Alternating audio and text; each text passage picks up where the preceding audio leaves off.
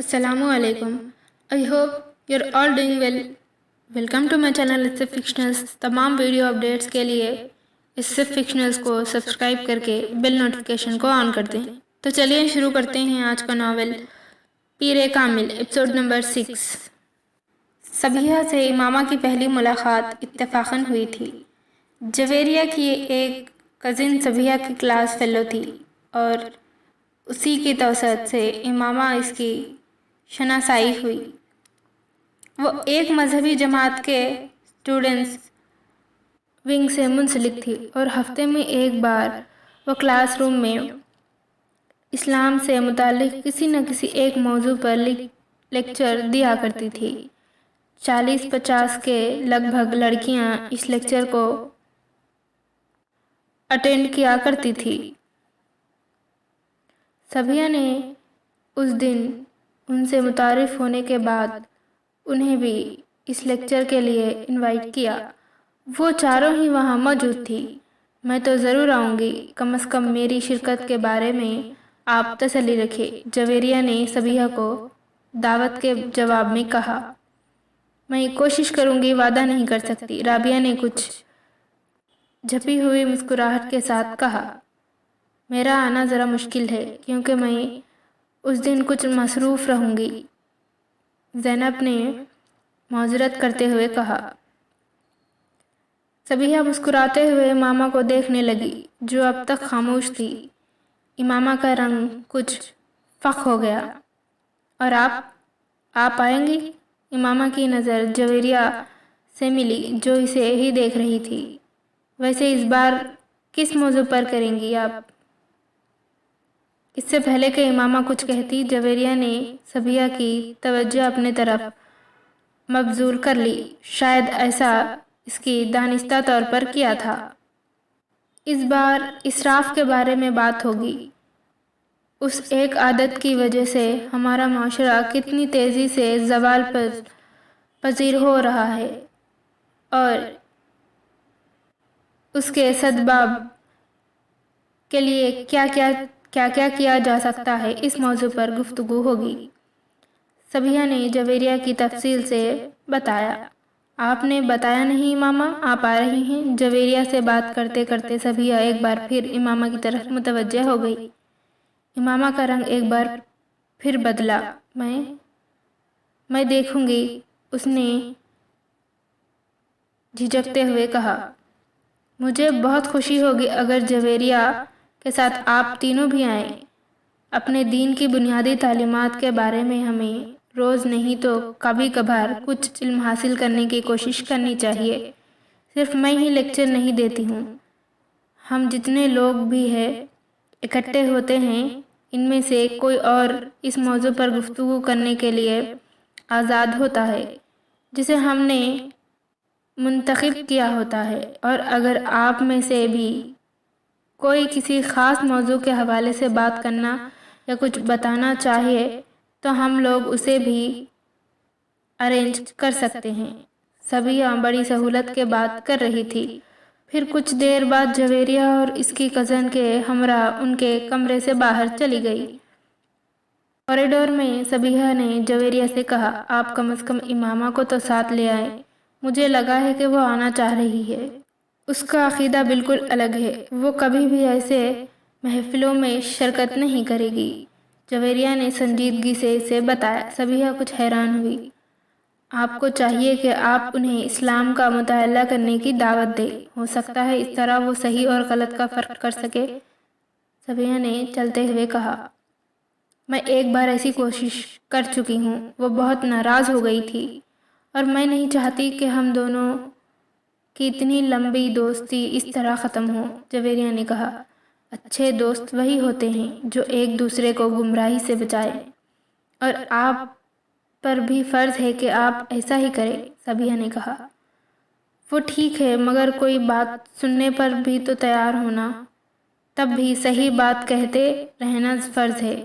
हो सकता है कभी दूसरा आपकी बात पर गौर करने पर मजबूर हो जाए।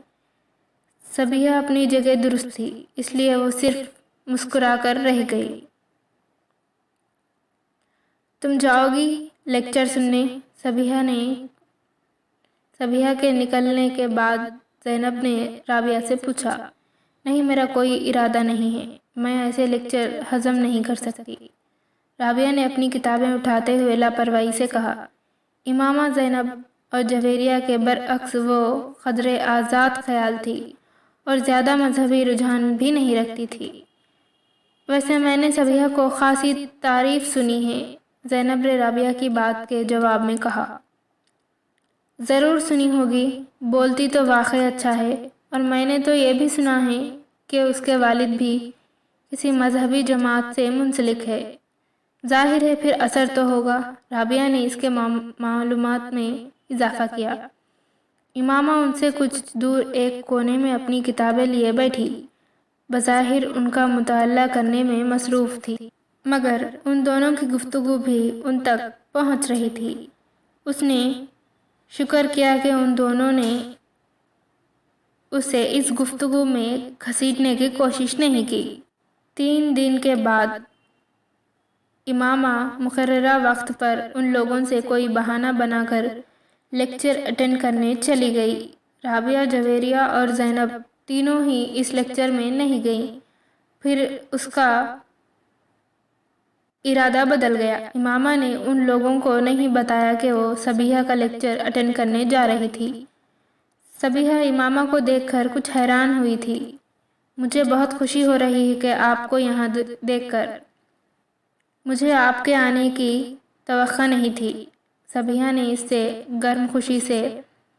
گرم جوشی سے ملتے ہوئے کہا، یہ پہلا قدم تھا اسلام کی جانب جو امامہ نے اٹھایا تھا۔ اس سارے عرصے میں اسلام کے بارے میں اتنی کتابیں، تفاسیر اور تراجم پڑھ چکی تھی کہ کم از کم وہ کسی بھی چیز سے ناواقف اور انجان نہیں تھی۔ اسراف کے بارے میں اسلامی اور قرآنی تعلیمات اور احکامات سے بھی وہ اچھی طرح واقف تھی، مگر اس کے باوجود صبیحہ کی دعوت کو رد کرنے کے بجائے قبول کر لینے میں اس کی پیش نظر صرف ایک ہی چیز تھی، وہ اپنے مذہب سے اسلام تک کا وہ فاصلہ طے کرنا چاہتی تھی جو اسے بہت مشکل لگتا تھا۔ اور پھر وہ صرف پہلا اور آخری لیکچر نہیں تھا، ایک کے بعد دیگرے وہ اس کا ہر لیکچر اٹینڈ کرتی رہی۔ وہی چیزیں جنہیں وہ کتابوں میں پڑھتی رہی تھی، اس کے منہ سے سن کر پر اثر ہو جاتی۔ اس کی صبیحہ سے عقیدت میں اضافہ ہوتا جا رہا تھا۔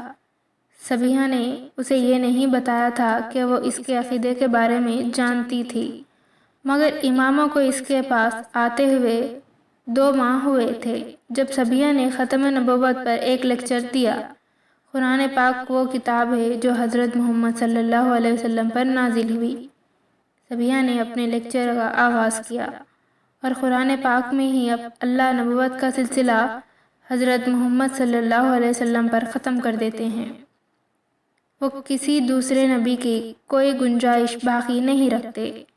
اگر کسی نبی یعنی حضرت عیسیٰ علیہ السلام کا دوبارہ نزول کا ذکر ہے بھی تو وہ بھی ایک نئے نبی کی شکل میں نہیں ہے، بلکہ ایک ایسے نبی کا دوبارہ نزول ہے جن پر نبوت حضرت محمد صلی اللہ علیہ وسلم سے بہت پہلے نازل کر دی گئی تھی، اور جن کا دوبارہ نزول ان کی اپنی امت کے لیے نہیں بلکہ حضرت محمد صلی اللہ علیہ وسلم کی امت کے لیے ہی ہوگا، اور آخری نبی حضرت محمد صلی اللہ علیہ وسلم ہی رہیں گے۔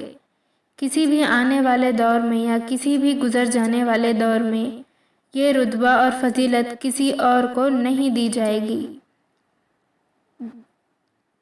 کیا یہ ممکن ہے کہ اللہ ایک پیغمبر کو یہ رتبہ اور درجہ عطا کرتا اور پھر اسے اس سے چھین کر کسی دوسرے شخص کو دے دیتا؟ قرآن پاک میں اللہ تعالیٰ فرماتا ہے، بات میں اللہ سے بڑھ کر سچا کون ہے؟ تو کیا یہ ممکن ہے کہ وہ اپنی بات کو خود ہی رد کر دیتا؟ اور پھر اگر اللہ اس بات کی گواہی حضرت محمد صلی اللہ علیہ وسلم خود دیتے ہیں کہ ہاں وہ اللہ کے آخری رسول صلی اللہ علیہ وسلم ہیں اور ان کے بعد دوبارہ کوئی نبی نہیں آئے گا، تو پھر کیا ہمارے لیے کسی بھی طور پر یہ جائز اور مناسب ہے کہ ہم کسی دوسرے شخص کے نبوت کے دعوے پر غور تک کریں؟ انسان اللہ کی مخلوقات میں سے وہ واحد مخلوق ہے جسے عقل جیسی نعمت سے نوازا گیا، اور یہ ایسی مخلوق ہے جو اسے عقل کو استعمال کر کے سوچنے پر آئے تو خود اللہ کے وجود کے لیے ثبوت کی تلاش شروع کر دیتی ہے، پھر اس سلسلے کو یہیں پر محدود نہیں رکھتی بلکہ اسے پیغمبروں کی ذات تک دراز کر دیتی ہے۔ پہلے سے موجود پیغمبروں کی نبوت کے بارے میں سوال کرتی ہے، پھر انہیں پیغمبر مان لیتی ہے، اور اس کے بعد قرآن کے واضح احکامات کے باوجود زمین پر مزید پیغمبروں کی تلاش شروع کر دیتی ہے، اور اس تلاش میں یہ بات فراموش کر دیتی ہے کہ نبی بنتا نہیں تھا، بنایا جاتا تھا، اسے مبعوث کیا جاتا تھا، اور ہم انسانی ایولیوشن کی ان آخری دہائیوں میں کھڑے ہیں جہاں مزید نبیوں کی آمد کا سلسلہ اس لیے ختم کر دیا گیا کیونکہ انسان کے لیے ایک دین اور ایک نبی کا انتخاب کر لیا گیا۔ اب کسی نئے عقیدے کی ضرورت نہیں بلکہ صرف تقلید کی ہے، صرف تقلید یعنی پریکٹس اس ایک آخری اور مکمل دین کی جسے پیغمبر سلام حضرت محمد صلی اللہ علیہ وسلم پر ختم کر دیا گیا ہے۔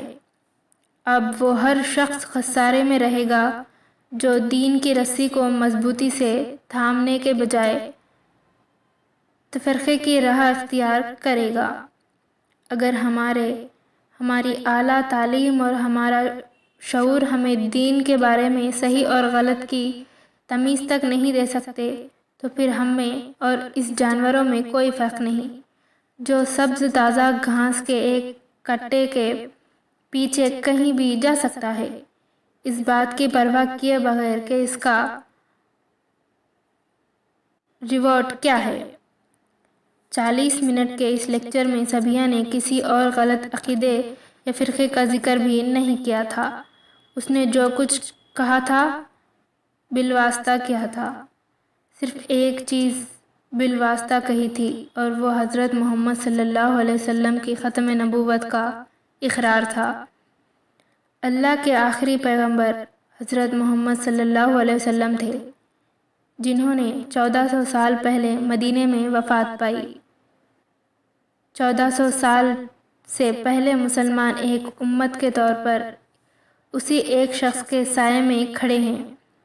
1400 سال بعد بھی ہمارے لیے وہ ایک آخری نبی صلی اللہ علیہ وسلم ہیں جن کے بعد کوئی دوسرا نبی بھیجا گیا نہ بھیجا جائے گا، اور ہر وہ شخص جو کسی دوسرے شخص میں کسی دوسرے نبی کا عکس تلاش کرنے کی کوشش کرتا ہے اسے ایک بار اپنے ایمان کا سر نو جائزہ لینا چاہیے، شاید یہ کوشش اسے اس عذاب سے بچا دے جس میں وہ اپنے آپ کو مبتلا کرنے کی کوشش کر رہا ہے۔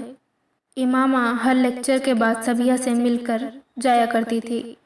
اس لیکچر کے بعد وہ سبیہ سے نہیں ملی، ایک لمحہ بعد وہاں رکے بغیر وہ وہاں سے چلی آئی۔ عجیب سی ذہنی انتشار کے مبتلا ہو کر وہ کالج سے باہر نکل کر پیدل چلتی رہی، کتنی دیر فٹ پاتھ پر چلتی رہی اور اس نے کتنی سڑکیں عبور کی اسے اندازہ نہیں ہوا۔ کسی معمول کی طرح چلتے ہوئے وہ فٹ پاتھ کے نیچے نہر کے کنارے بنی ہوئی ایک بینچ پر جا کر بیٹھ گئی۔ سورج غروب ہونے والا تھا اور اوپر سڑک پر گاڑیوں کے شور میں اضافہ ہو گیا تھا۔ وہ چپ چاپ نہر کے بہتے ہوئے پانی کو دیکھتی رہی۔ ایک لمبی خاموشی کے بعد اس نے بڑبڑاتے ہوئے خود سے پوچھا، آخر میں کیا کر رہی ہوں؟ اپنے ساتھ کیوں اپنے آپ کو الجھا رہی ہوں؟ آخر کس یقین کھوج میں سرگرداں ہوں؟ اور کیوں؟ میں ان سب کے لیے تو یہاں لاہور نہیں آئی، میں تو یہاں ڈاکٹر بننے آئی ہوں، مجھے آئی اسپیشلسٹ بننا ہے۔ پیغمبر میرے لیے ہر چیز وہاں کیوں ختم ہو جاتی ہے؟ اس نے اپنے دونوں ہاتھوں سے اپنا چہرہ ڈھانپ لیا۔ مجھے اس سب سے نجات حاصل کرنی ہے۔ میں اس طرح اپنی اسٹڈیز پر کبھی توجہ نہیں دے سکتی۔ مذہب اور عقیدہ میرا مسئلہ نہیں ہونا چاہیے۔ صحیح یا غلط جو میرے بڑوں نے دیا وہی ٹھیک ہے۔ میں اب صبیحہ کے پاس نہیں جاؤں گی۔ میں مذہب یا پیغمبر کے بارے میں بھی نہیں سوچوں گی، کبھی بھی نہیں۔ وہاں بیٹھے بیٹھے اس نے طے کیا تھا۔ رات کو 8 بجے وہ واپس آئی تو جویریہ اور رابعہ کچھ فکر مند سی تھی، بس ایسے ہی مارکیٹ چلی گئی تھی۔ اس نے ستے ہوئے چہرے کے ساتھ انہیں بتایا، ارے ماما، تم تو بہت عرصے بعد آئی ہو نا، آخر آنا کیوں چھوڑ دیا تم نے؟ بہت دنوں بعد ایک بار پھر صبیحہ کے پاس پہنچ گئی۔ صبیحہ کا لیکچر شروع ہونے والا تھا۔ مجھے آپ سے کچھ بات کرنی تھی۔ اپنا لیکچر ختم کر لیں، میں باہر بیٹھ کر آپ کا انتظار کر رہی ہوں۔ امامہ نے اس کی بات کا جواب دینے کے بجائے اس سے کہا، ٹھیک ہے۔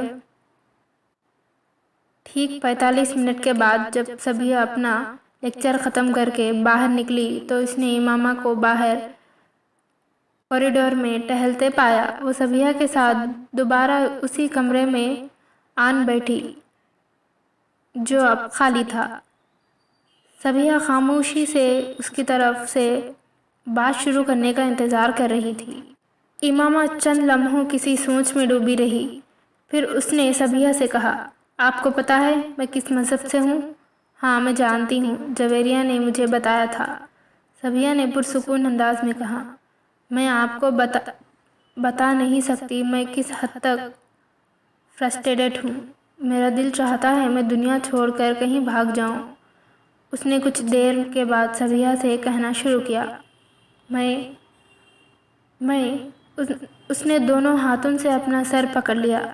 مجھے پتا ہے کہ اس نے ایک بار پھر اپنی بات ادھوری چھوڑ دی، پھر خاموشی۔ مگر میں اپنا مذہب نہیں چھوڑ سکتی۔ میں تباہ ہو جاؤں گی، میرے ماں باپ مجھے مار ڈالیں گے، میرا کیریئر، میرے خواب، سب کچھ ختم ہو جائے گا۔ میں نے تو سرے سے عبادت کرنا تک چھوڑ دی ہے، مگر پھر بھی پتہ نہیں کیوں مجھے سکون نہیں مل رہا ہے۔ آپ میری صورتحال کو سمجھیں، مجھے لگ رہا ہے یہ سب کچھ غلط ہے اور صحیح کیا ہے مجھے نہیں معلوم۔ امامہ تم اسلام قبول کر لو۔ صبیحہ نے اس کی بات کے جواب میں صرف ایک جملہ کہا، یہ میں نہیں کر سکتی۔ میں آپ کو بتا رہی ہوں میں کتنے مسائل کا شکار ہو جاؤں گی۔ تو پھر میرے پاس کس لیے آئی ہو؟ صبیحہ اسے اسی پرسکون انداز میں کہا۔ وہ اس کا منہ دیکھنے لگی، پھر اس نے بے بسی سے کہا، پتہ نہیں میں آپ کے پاس کس لیے آئی ہوں۔ تم صرف یہی ایک جملہ سننے آئی ہو جو میں نے تم سے کہا۔ میں تمہیں کوئی دلیل نہیں دوں گی کیونکہ تمہیں کسی سوال کے جواب کی تلاش نہیں ہے۔ ہر سوال کا جواب تمہارے اندر موجود ہے، تم سب جانتی ہو، بس تمہیں اقرار کرنا ہے۔ ایسا ہی ہے نا؟ امامہ کی آنکھوں میں آنسو تیرنے لگے۔ مجھے لگ رہا ہے میرے پاؤں زمین سے اکھڑ چکے ہیں، میں جیسے خلا میں سفر کر رہی ہوں، اس نے بھرائی ہوئی آواز میں کہا۔ صبیحہ نے اس کی بات کا جواب نہیں دیا، وہ بسم اللہ پڑھ رہی تھی۔ امامہ گیلی آنکھوں سے اس کا چہرہ دیکھنے لگی۔ کہیں کچھ بھی نظر نہیں آتا صبیحہ، کچھ بھی نہیں۔ اس نے اپنے ہاتھوں کے پشت سے اپنے آنسوؤں کو صاف کر لیا۔ لا الہ الا اللہ۔ صبیحہ کے لب آہستہ آہستہ ہلنے لگے۔ امامہ دونوں ہاتھوں سے چہرہ ڈھانپ کر بچوں کی طرح پھوٹ پھوٹ کر رونے لگی، اور وہ روتے ہوئے صبیحہ کے پیچھے کلمے کے الفاظ دہراتی رہی، محمد رسول اللہ۔ امامہ نے اگلے الفاظ دہرائے۔ اس کی آواز بھر آ گئی۔ امامہ کی سمجھ میں نہیں آ رہا تھا اسے اتنا رونا کیوں آ رہا تھا۔ اسے کوئی پچھتاوا، کوئی افسوس نہیں تھا، مگر پھر بھی اسے اپنے آنسوؤں پر قابو پانا مشکل ہو رہا تھا۔ بہت دیر تک روتے رہنے کے بعد اس نے جب سر اٹھایا تو صبیہ اس کے پاس ہی بیٹھی ہوئی تھی۔ امامہ کو گیلے چہرے کے ساتھ اسے دیکھ کر مسکرا دی۔ رابعہ اور جویریہ ایک دوسرے کا منہ دیکھتی رہی تھی۔ وہ امامہ اپنے پاؤں کے انگوٹھے کے ساتھ فرش کو رگڑتے ہوئے کسی سوچ میں ڈوبی ہوئی تھی۔ تمہیں یہ سب کچھ ہمیں پہلے ہی بتا دینا چاہیے تھا۔ جویریہ نے ایک طویل وقفے کے بعد اس خاموشی کو توڑا۔ امامہ نے سر اٹھا کر اسے دیکھا اور پرسکون انداز میں کہا، اس سے کیا ہوتا؟ کم از کم ہم تمہارے بارے میں کسی غلط فہمی کا شکار تو نہ ہوتے اور تمہاری مدد کر سکتے تھے ہم دونوں۔ امامہ سر جھٹکتے ہوئے عجیب سے انداز میں مسکرائی۔ اس سے کوئی خاص فرق نہیں پڑتا۔ مجھے تو بہت خوشی ہے امامہ کہ تم نے ایک صحیح راستے کا انتخاب کیا ہے۔ دیر سے صحیح مگر تم نے غلط راستے سے ہٹ گئی ہو۔ جویریہ نے اس کے پاس بیٹھتے ہوئے نرم لہجے میں کہا، تم اندازہ نہیں کر سکتی کہ میں اس وقت تمہارے لیے اپنے دل میں کیا محسوس کر رہی ہوں۔ امامہ چپ چاپ اسے دیکھتی رہی۔ تمہیں اگر ہم دونوں کی طرف سے کسی بھی مدد کی ضرورت ہو تو ہچکچانا مت۔ تمہاری مدد کر کے ہمیں خوشی ہوگی۔ مجھے واقعی تم لوگوں کی مدد کی بہت ضرورت ہے، بہت زیادہ ضرورت ہے، امامہ نے کہا۔ میری وجہ سے اگر تم نے اپنے مذہب کی اصلیت جانچ کر اسے چھوڑ دیا ہے تو جویریہ کہہ رہی تھی۔ امامہ اس کا چہرہ دیکھنے لگی۔ تمہاری وجہ سے، اس نے جویریہ کا یہ چہرہ دیکھتے ہوئے سوچا۔ اس کا ذہن اسے کہیں اور لے جا رہا تھا۔ دھند میں اب ایک اور چہرہ ابھر رہا تھا۔ وہ اسے دیکھتی رہی۔ وہ چہرہ آہستہ آہستہ واضح ہو رہا تھا، زیر آب ابھرنے والے کسی نقش کی طرح۔ چہرہ اب واضح ہو گیا تھا۔ امامہ مسکرائی۔ وہ اس چہرے کو پہچان سکتی تھی۔ اس نے اس چہرے کے ہونٹوں کو ہلتے ہوئے دیکھا۔ آہستہ آہستہ وہ آواز سن سکتی تھی۔ وہ آواز سن رہی تھی، خطرہ مانگنے جو تو اسے دریا دے دو، مجھ کو کچھ اور نہ دے، اپنی تمنا دے دو۔ میں صرف یہ چاہتی ہوں کہ تم لوگ کسی کو کچھ نہ بتاؤ، زینب کو بھی نہیں۔ اپنے سر کو جھٹکتے ہوئے اس نے جویریہ اور رابعہ سے کہا۔ ان دونوں نے اثبات میں سر ہلا دیا۔ کچھ نہیں مانگتا شاہوں سے یہ شاید تیرا، اس کی دولت ہے فخر نقش قافیہ تیرا۔ مردانہ آواز میں، پورے خط سے میں کھڑا ہوں تو یہ تیرا کرم، مجھ کو جھکنے نہیں دیتا ہے سہارا تیرا۔ لوگ کہتے ہیں سایہ تیرا پیکر کا نہ تھا، میں تو کہتا ہوں جہاں پھر یہ ہے سایہ تیرا۔ وہ اس کی آواز کو پہچانتی تھی۔ یہ جلال النصر کی آواز تھی۔ امامہ میڈیکل کالج میں چند روز ہوئے تھے جب ایک ویکینڈ پر اسلام آباد آنے کے بعد اس نے رات کو زینب کے گھر لاہور فون کیا۔ بیٹا، میں زینب کو بلاتی ہوں، تم ہولڈ رکھو۔ زینب کی امی فون رکھ کر چلی گئی۔ وہ ریسیور کال سے لگائے انتظار کرنے لگی۔ کچھ نہیں مانگتا ہوں شاہوں سے یہ شیدہ تیرا، اس کی دولت ہے فقط نقش کفے پا تیرا۔ مردانہ آواز میں فون پر سنائی دینے والی وہ نعت امامہ نے پہلی بھی سنی تھی، مگر اس وقت جو کوئی بھی اسے پڑھ رہا تھا وہ کمال جذب سے اسے پڑھ رہا تھا۔ پورے خط سے کھڑا ہو تو یہ تیرا ہے کرم، مجھ کو جھکنے نہیں دیتا ہے سہارا تیرا۔ اسے اندازہ نہیں تھا کہ کسی مرد کی آواز اتنی خوبصورت ہو سکتی تھی، اس قدر خوبصورت کہ پوری دنیا اس کی آواز کے قید میں لگے۔ امامہ نے اپنے سانس روک لینے یا شاید وہ سانس لینا بھول گئی۔ لوگ کہتے ہیں کہ سایہ تیرے پیکر کا نہ تھا، میں کہتا ہوں جہاں بھر پہ ہے سایہ تیرا۔ انسان کی زندگی میں کچھ سائیں ساد ہوتی ہیں، شب قدر کی رات میں آنے والی اس سات کی طرح جیسے بہت سے لوگ گزر جانے دیتے ہیں، صرف چند اس سات کے انتظار میں ہاتھ اٹھائے اور جھولی پھیلائے بیٹھے ہوتے ہیں۔ اس سات کے انتظار میں وہ چلتے پانی کو روک دیتے اور رکے ہوئے پانی کو رواں کر دیتے، جو دل سے نکلنے والی دعاؤں کو لبوں تک آنے سے پہلے مقرر بنا دیتی۔ امامہ ہاشم کی زندگی میں وہ سعد شاد شب قدر کی کسی رات کو نہیں آئی تھی، نہ اس نے اس ساعت کے لیے ہاتھ اٹھائے تھے، نہ جھولی پہلائی تھی۔ پھر بھی اس نے زمین و آسمان کی گردش میں کچھ دیر کے لیے تھمتے دیکھا تھا، پوری کائنات کو ایک گندھبے بے در میں بدلتے ہوئے دیکھا تھا، جس کے اندر بس ایک ہی آواز گونج رہی تھی، دستگیری میرے تنہائی کی تو نے ہی تو کی، میں تو مر جاتا اگر ساتھ نہ ہوتا تیرا۔ وہ اندھیروں سے بھی دزانہ گر جاتے تھے جن کے ماتھے پہ چمکتا ہے ستارہ تیرا۔ آواز بہت صاف اور واضح تھی، امامہ بت کی طرح ریسیور ہاتھ میں لیے بیٹھی تھی۔ ہیلو امامہ، دوسری طرف زینب کی آواز گونجی اور وہ آواز میں گم ہو گئی۔ چند لمحوں کے لیے زمین کی رکی ہوئی گردش دوبارہ بحال ہو گئی۔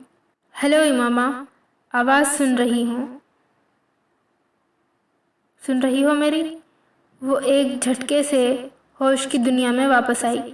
ہاں میں سن رہی ہوں، میں نے سوچا لائن کٹ ہو گئی۔ دوسری طرف سے زینب نے کچھ مطمئن ہوتے ہوئے کہا۔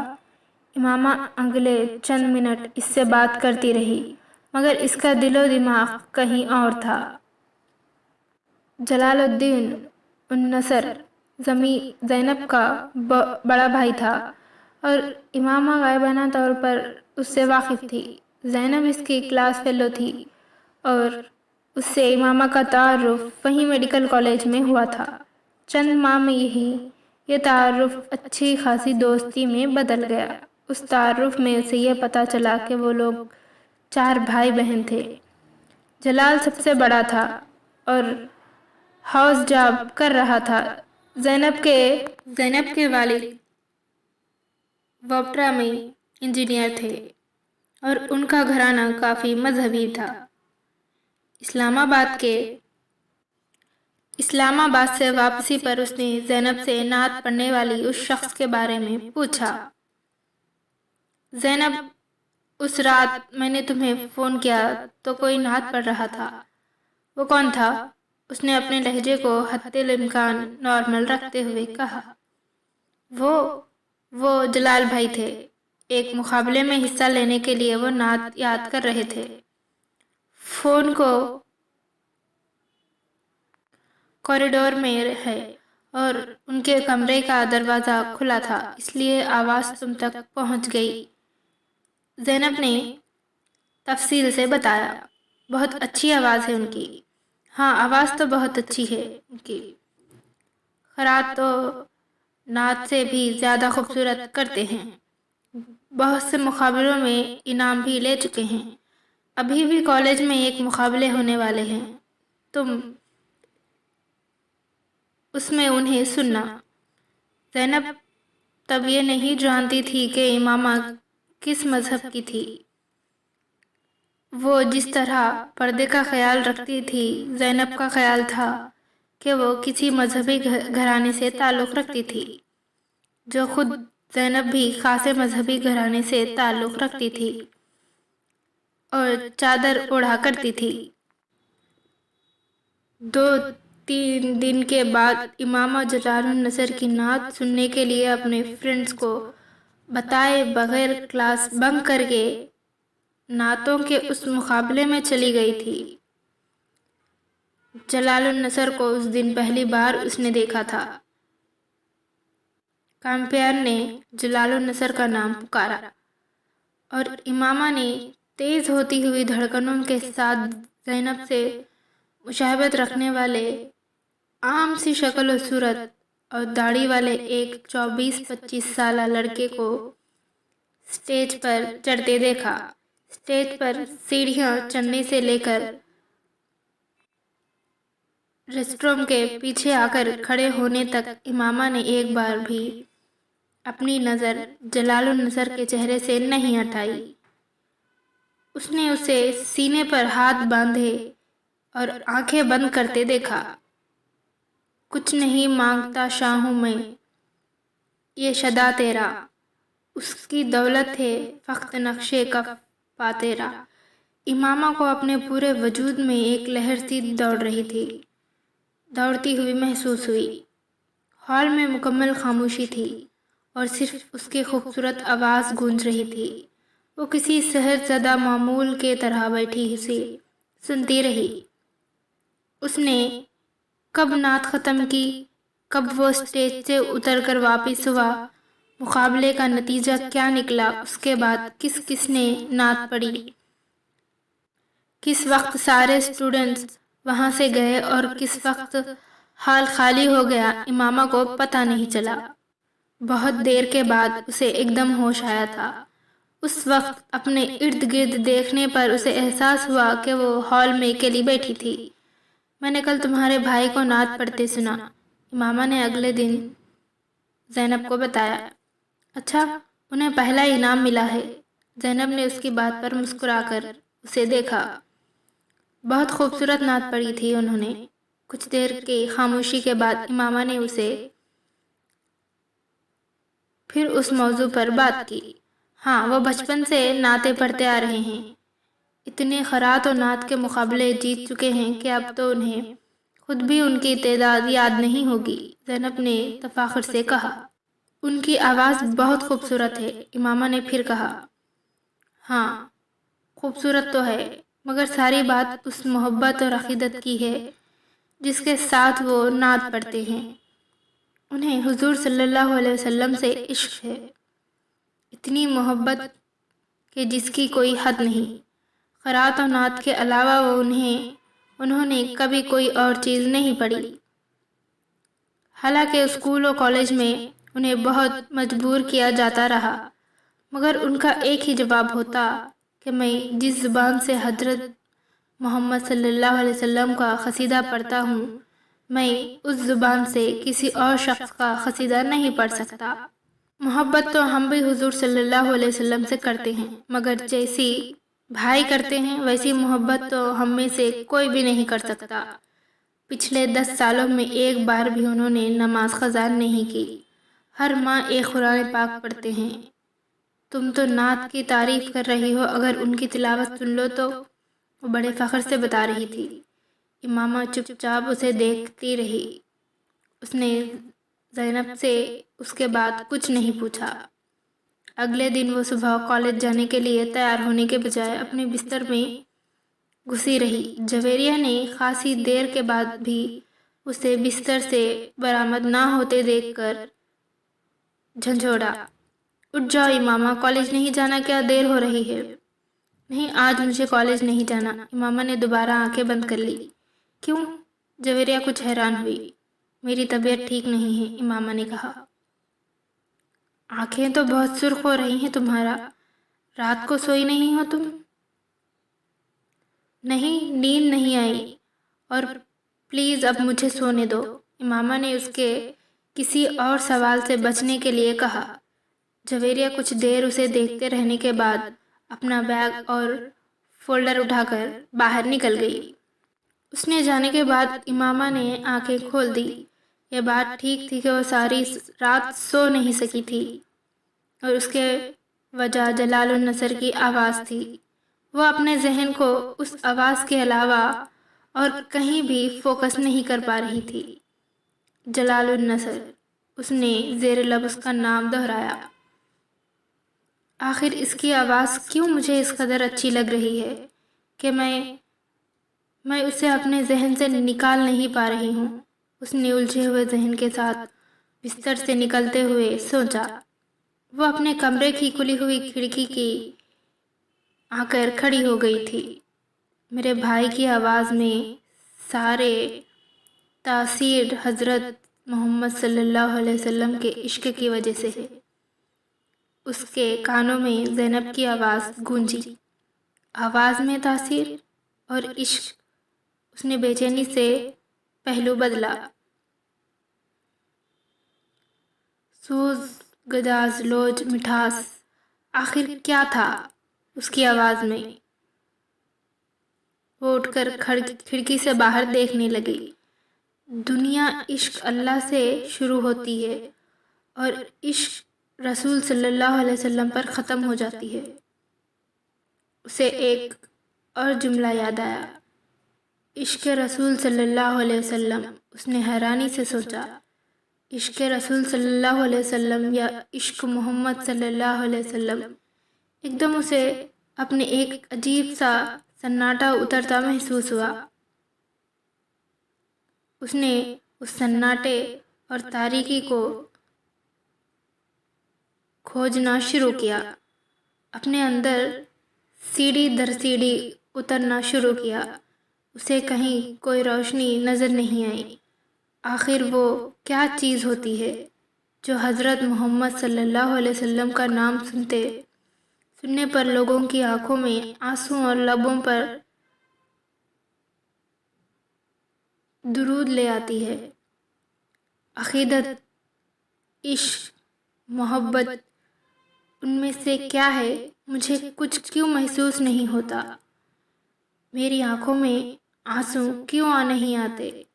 میرے ہونٹوں پر درود کیوں نہیں آتا؟ میری آواز میں تاثیر؟ وہ لمحہ بھر کے لیے رکی۔ اس نے زیر لب پڑھا، کچھ نہیں مانگتا شاہوں سے یہ شدا تیرا، اس کی دولت ہے فقط نقش کفا تیرا۔ اسے اپنی آواز بھرائی ہوئی محسوس ہوئی، شاید ابھی جاگی ہوں اس لیے آواز ایسی ہے۔ اس نے اپنا گلا صاف کرتے ہوئے سوچا۔ اس نے ایک بار پھر پڑھنا شروع کیا، کچھ نہیں مانگتا۔ وہ ایک بار پھر رک گئی، اس بار اس کی آواز میں لرزش تھی۔ اس نے دوبارہ پڑھنا شروع کیا، کچھ نہیں مانگتا ہوں شاہوں یہ شدا تیرا۔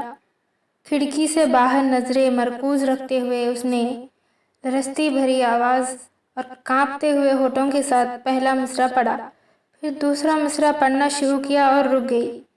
کھڑکی سے باہر خلا میں گھورتے ہوئے وہ ایک بار پھر جلال النصر کی آواز اپنے کانوں میں اترتی محسوس کر رہی تھی، بلند، صاف، واضح اور اذان کی طرح دل میں اتر جانے والی مقدس آواز۔ اسے اپنے گالوں پر نمی محسوس ہوئی۔ ایک دم وہ اپنے ہوش و حواس میں آئی اور پتہ چلا کہ وہ رو رہی تھی۔ کچھ دیر جیسے بے یقینی کے عالم میں وہ اپنے دونوں ہاتھوں کی انگلیاں دونوں ہاتھوں پر رکھے دم بخود کھڑی رہی۔ اس نے اپنے آپ کو بے بسی کی انتہا پر پایا۔ آنکھوں پر ہاتھ رکھے وہ آہستہ آہستہ گھٹنوں کے بل وہیں زمین پر بیٹھ گئی اور اس نے پھوٹ پھوٹ کر رونا شروع کر دیا۔ انسان کے لیے سب سے مشکل مرحلہ وہ ہوتا ہے جب اس کا دل کسی چیز کی گواہی دے رہا ہو مگر اس کی زبان خاموش ہو، جب اس کا دماغ چلا چلا کر کسی چیز کی صداقت کا اقرار کر رہا ہو مگر اس کے ہونٹ ساکت ہو۔ امامہ ہاشم کی بھی اپنی زندگی اسی مرحلے پر آ چکی تھی۔ جو فیصلہ وہ پچھلے 2-3 سالوں سے نہیں کر پا رہی تھی، وہ فیصلہ ایک آواز نے چند دنوں میں کروا دیا تھا۔ یہ جانے، یہ کھوجے، یہ پرکھے بغیر کہ آخر لوگ کیوں حضرت محمد صلی اللہ علیہ وسلم سے اتنی عقیدت رکھتے ہیں، آخر کیوں عشق رسول صلی اللہ علیہ وسلم کی بات کی جاتی ہے۔ اس نے اتنے سال اپنے نبی کے قصیدے سنے تھے، اس پر کبھی رخت تاری نہیں ہوئی تھی، کبھی اس کا وجود موم بر کر نہیں پگھلا تھا، کبھی اسے کسی پر رشک نہیں آیا تھا، مگر ہر بار حضرت محمد صلی اللہ علیہ وسلم کا نام پڑھتے، دیکھتے اور سنتے ہوئے وہ عجیب سی کیفیت کا شکار ہوتی تھی۔ ہر بار، ہر دفعہ اس کا دل اس نام کی طرف کھینچا چلا جاتا تھا اور سبیہ کے پاس نہ جانے کہ اس کے سارے ارادے بھانپ بن کر اڑ گئے تھے۔ جلال النصر کی آواز تاریکی میں نظر آنے والے جگنو کی طرح تھی، جس کے تآخد میں وہ بنا سوچے سمجھے چل پڑی تھی۔ میں تجھے عالم اشیا میں بھی پا لیتا ہوں۔ لوگ کہتے ہیں کہ عالم